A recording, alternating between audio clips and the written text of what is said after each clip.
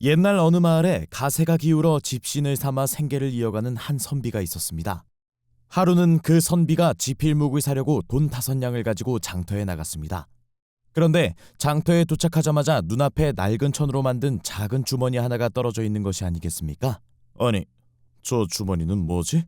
선비는 주머니를 얼른 주워 안을 살펴보자 35냥의 돈이 들어있는 것이었습니다. 이렇게 큰 돈을 누가 떨어뜨렸지? 선비는 순간 욕심이 났으나 양반 체면에 어찌 남의 것을 욕심을 내나 하며 이내 포기하곤 그 돈을 잠시 주막 주인에게 맡겼습니다. 얼마간의 시간이 흐른 뒤 저작거리를 걷던 선비가 우연히 소장수 2명이 하는 대화를 엿듣게 되었습니다. 이보게 친구, 내가 그만 소를 사려고 가져온 돈 35냥을 잃어버리고 말았네. 이를 어찌하면 좋단 말인가? 아니, 어쩌다 그랬나? 혹 집에 두고 온 거 아닌가? 얼른 다시 좀 찾아보게나. 아니네. 분명 오늘 집을 나서기 전 허리춤에 단단히 차고 왔는데 소값을 치르려고 보니 없어지고 말았네. 이런, 장을 보러 온 사람들이 이리도 많으니 어찌하면 좋단 말인가? 소장수는 이 말을 찡그리며 한탄할 뿐 별 도리가 없어 한숨을 푹푹 내쉬고 있었습니다. 이때 선비가 그 얘기를 듣다 그가 돈 주인임을 단번에 알아차리고 그에게 다가가 말했습니다. 이보시오, 혹시 돈을 잃어버렸다 했소? 그렇습니다요, 나으리. 잃어버린 돈이 얼마라고 했소? 소장수는 선비를 슬쩍 쳐다보더니 바짓가랑이라도 잡는 심정으로 한숨을 내쉬며 말했습니다. 아이고, 나으리, 35냥입니다요. 우리 집 전 재산이나 다름없는데 오늘 아침 그만 잃어버리고 말았습니다요. 혹시 그 돈을 어디에 담아두었소? 헌천으로 만든 작은 주머니 속에 담아두었습죠. 좋소, 그 돈 내가 찾아드리겠소. 나를 따라오시오. 소장수는 뜬금없는 선비의 말에 당황했지만 믿져야 본전이란 생각으로 선비 뒤를 후다닥 따라갔습니다. 선비는 주막에 당도하여 주모에게 맡겨두었던 돈주머니를 들고 와 말했습니다. 이게 혹시 당신 돈주머니요? 아이고, 맞습니다요, 나으리. 제 돈주머니가 분명합니다요. 근데 나리께서 어찌 그 돈주머니를... 저작거리에 떨어진 걸 내가 주었소이다. 그러고는 소장수에게 주머니를 돌려주기 전 5냥을 꺼내며 말했습니다. 이 단냥은 내 지필묵 값이라오. 그럼 이제 주머니 속 돈이 35냥이 맞는지 확인해 보시오. 그런데 소장수가 35냥을 세어보고서 돌연 말을 바꾸는 게 아니겠습니까? 아이고, 나으리, 쇳내를 어찌 속이십니까요? 솔직히 그 단냥도 쇳내 것이 아닙니까요? 선비는 순간 말문이 막혀버렸습니다.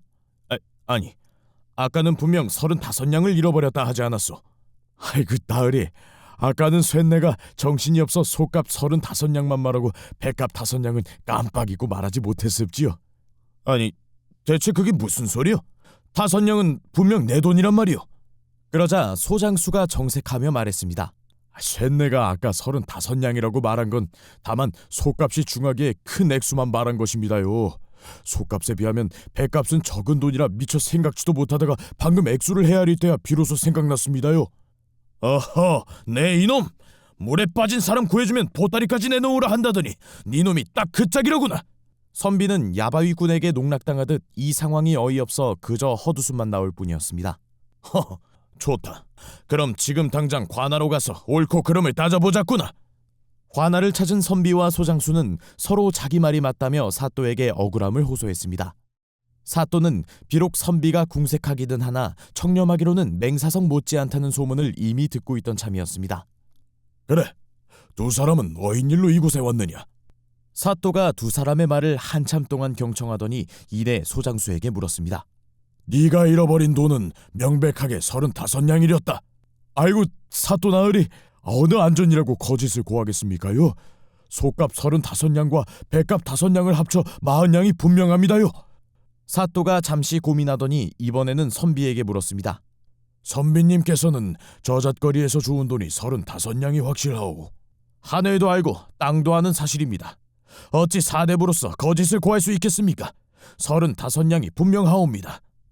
두 사람의 의견을 다 들은 사또가 이내 판결했습니다. 저 돈은 선비의 것이 확실하구나.